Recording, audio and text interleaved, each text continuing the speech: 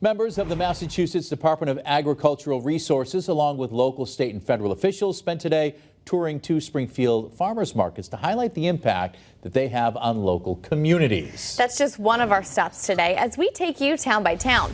The first stop of the day was at Forest Park's Farmers Market. Springfield Mayor Dominic Sarno was on hand along with several other city officials. And the second stop was at Springfield's Brightwood Farmers Market.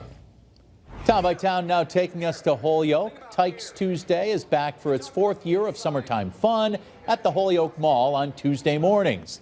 This morning, Western Mass News got a chance to swing by Tykes Tuesday, and today's theme, the science of suds with the Connecticut Science Center.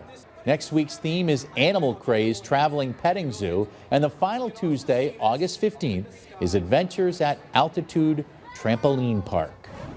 And finally, Town by Town takes us to Yankee Mattress Company in Agawam, Northampton, Springfield, and Greenfield. The company has found a creative way to support the Dakin Humane Society using the surplus material from its handcrafted mattress toppers to create a variety of pet beds, which it then donates to Dakin.